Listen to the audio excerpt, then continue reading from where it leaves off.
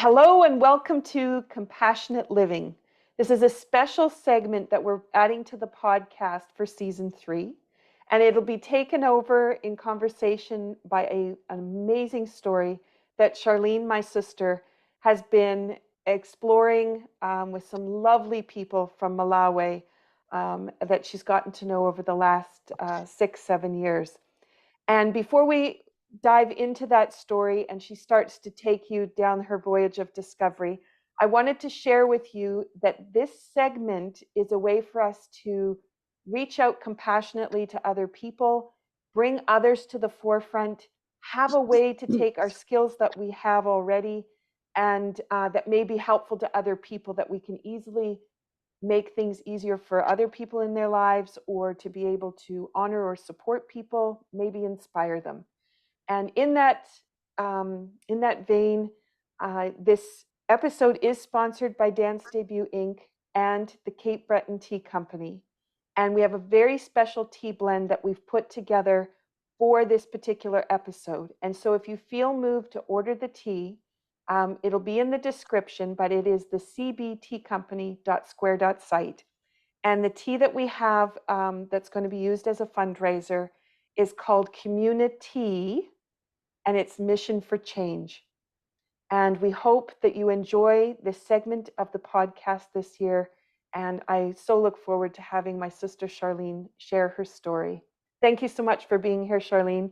And I'll just say quickly, you're listening to Be Well with Michelle Greenwell, and this is season 3. Thank you so much, Michelle, for having me here, and to the Cape Breton Tea Company and Dance Debut. I really appreciate you letting me share our story, and it's one that's very close to my heart, and I'm so excited that we have a tea blend to be able to share this story. And it's exciting to be able to talk about it. And the story is about a family, the Moyo family. It's a family now of 16 people in Malawi. And Malawi is, if you don't know about it, probably the poorest country in the world. And from Canada, it's hard to imagine what they experience. Compared to us, many of the families there don't have a solid home to live in. Many of the families live in a rural or agricultural land, including the Moyo family. And when I first met them, they lived in a home that they built by hand out of thatched material, so out of mud and straw or grass, with a thatched roof, mud and clay walls, and often they were packing the walls back up during the rainy season to keep it from collapsing. So just unbelievable. And that's part of the story that we'll talk about and unfold over the coming weeks or months, however long we're talking about it. I can talk about it forever. I can just go on and on.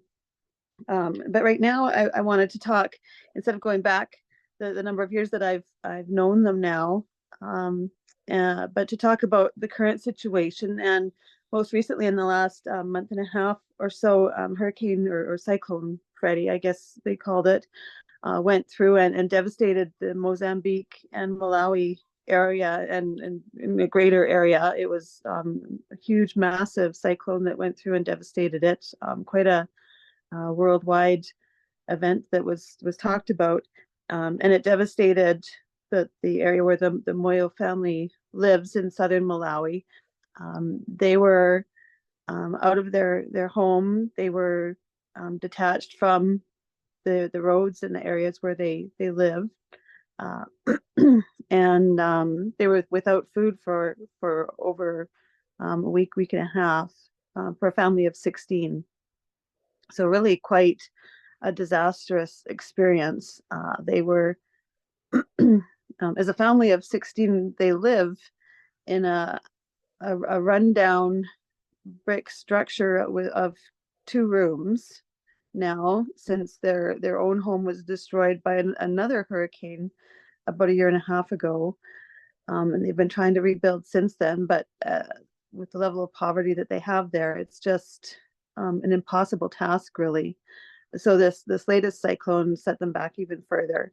So one of my goals is to try to help them from around the world to get back to a place where they can rebuild the brick house that they had built. They had gone from a thatched home to a hand-built brick home that had a metal roof, it had windows, it had a door, and they were really set to get their lives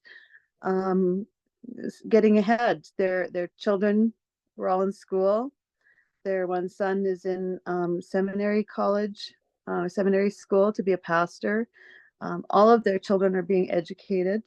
That's their goal, is to step up and step ahead, and to to be more than what they thought they were going to be in this world, to be more than just scrambling to try and get food on the table, but to try and get ahead of being just the poorest of the poor, and to really work hard. They absolutely have always worked hard. I understand that, but they're not looking for a handout. They never ask for the handout. Um, in my talks with them and my online chats with them and prayers with them, they never ask. It's always me saying, what can we do to help support you and to help you be what it is that you're wanting to be and do better for yourselves and your community? And how can we reach out and help you to build this to be better? And that's what I'm trying to do, is to help do something to help them to be better. And right now, what I see and what I talk to them about is really starting from the basics. Is how do we help to improve the water supply for that to be able to help them live better? How do we help them to grow their food supply better? And how do we help them to put a roof over their head? The most And all of basics. those things will help them be healthier. So I think starting with brick by brick, but making those, they make clay bricks to make their brick house. We've already got the gravel. They have the land for their family land, so they have the area for the foundation already. And we've got the 8 tons of gravel in to spread for the foundation. So then there'll be cement that we'll get to spread, and then start with the bricks. So I'm looking to raise the funds to help them for the bricks, and then we'll start building again to build the bricks. We'll build it at a bit higher elevation than previous, and we'll try and get them a healthy building around them so that they can be healthier and help sustain the family better. Wow. And there's 16 of them. So they're hoping to not build a huge house like a North American would envision. They need a couple of rooms, is what they're just trying to accomplish. Yes. Yeah. When we talk about a home, we're not talking about multi-levels and all of these things. They're talking about having a room where the boys of the family would live. And these are boys that are some cousins who have been orphaned because their parents died, unfortunately, from illness or accident. And so the uncles and aunts have taken them in. Mom Moyo, who's the grandma, lives with and helps look after the children. And then the girls of the family live in another room. The the two Peter and Stella, the married couple, said it would be nice if they were able to have a room to themselves, but if they weren't able to, they understand that. If it's that the family would only be able to have 2 rooms, one for the females, one for the males, they understand that. And it would be nice if there could be a separate storeroom, say, for all of the consumables, for if they have the dried or ground maize, and if they have the beans for storage or other supplies for the family, that would be another room in the house. So we're not talking about the excesses that we would maybe have here. There's no bathroom or washroom. There's nothing like that. They have outdoor pit toilets that they dig, and then they cover back up when it's filled, and then they dig a different one. Mm-hmm. Um, there's we would hope that there will eventually be running water to the house. The municipality, well, it's not really a municipality, it's a village. Um, that the village is very widespread. It's spread over several kilometers. The different villagers live quite distance apart from each other, and it's quite rural. So some of the places are starting to get water lines into them. Others aren't. It really depends on the Malawi government. So whether or not this family could get it in, and whether or not they could then afford to pay what the government there would charge them to have a water line in, is really hard to know. Otherwise, they collect water and carry it on their heads and boil it, and hopefully they're able to get enough water, especially in the dry season, for the family. So it's quite a challenging situation. So the 14 family members are extended family. Mm-hmm. It's orphans from some family members who've died of whether it's cholera, or malaria, COVID as well, now in the last couple of years. So some of them are illnesses that in the developing world, it's illnesses that people would have survived from. And unfortunately, in Malawi, it's illnesses that are life-threatening. They get something like measles, or recently mumps has been quite, potentially life-threatening there, because they just don't have access to the treatments that we would have here. Yeah. So everything is a health risk there right now with the cyclones that have gone through. Cholera in the water, Mm-hmm. when the water is near ankle deep, is really life-threatening. Malaria is hugely life-threatening. Um, a lot of the infants don't make it to the age of 5. Infant Mm-hmm. mortality is huge. Maternal mortality is really high. It's shockingly sad. Mm-hmm. Mm-hmm. There's a lot of times where they make a decision whether they'll try to make their food last for 2 weeks or a month, and just eat once a day instead of twice a day. My So goodness. it's really quite shocking, the choices that they make that we don't think of having to make here. Mm-hmm. Mm-hmm. So I know this is our first episode, and so you wanted to shine a light on the family, and Mm-hmm.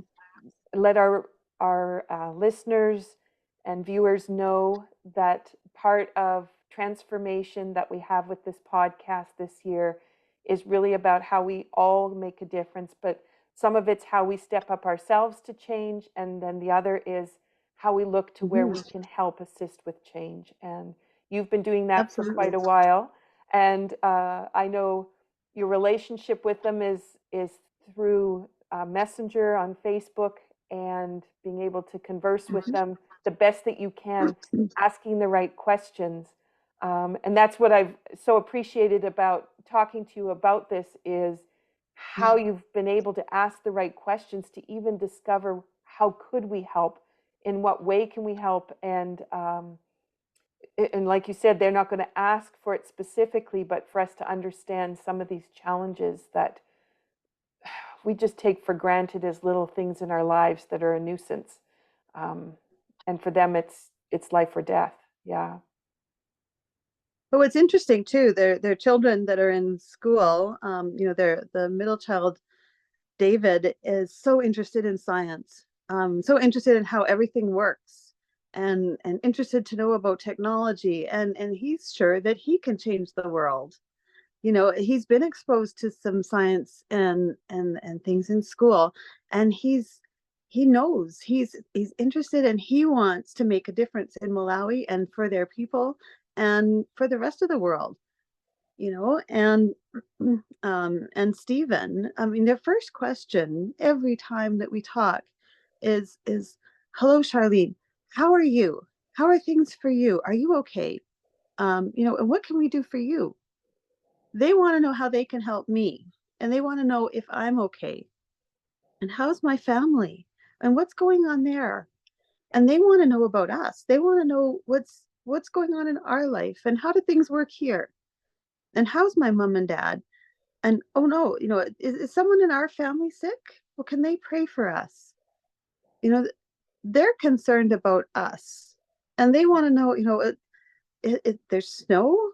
Well, are our babies okay? Like, are our children okay? How are we looking after them? How do we protect them? You Mm-hmm. know, they they're very concerned about how things work. Or what about bears? Are we concerned the bears are gonna, are coming near our families? How do we protect from that? How do we make sure that we can get to our doctors and hospitals?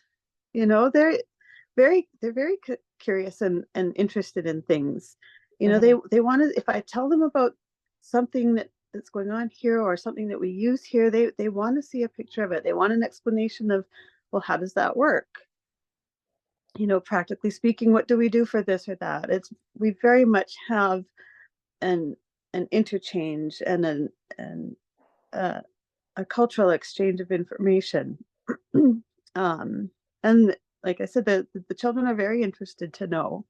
And we've shared songs, we've shared how we cook.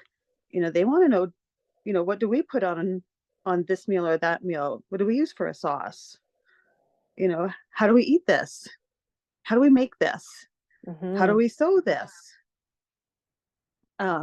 We constantly send pictures of things. We send tips and ideas. They ask me questions. They can't search the internet the same way. They don't have the same bandwidth.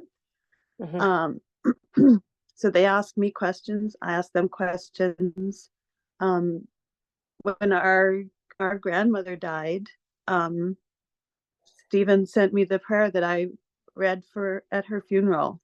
Like, we're very, very interconnected that way. Mm-hmm. And very much our thoughts are with each other, and our prayers are with each other.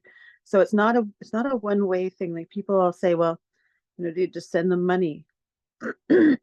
Absolutely not. It's not just.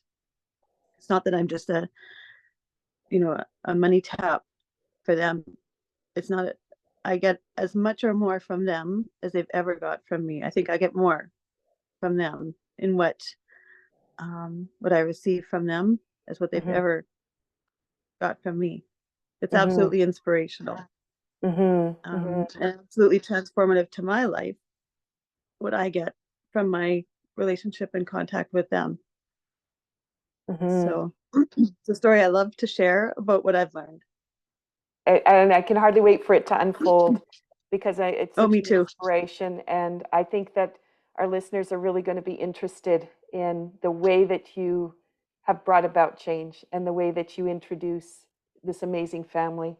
Do you want to share the GoFundMe site for anybody who might be interested in coming on board here at the start of the podcast season?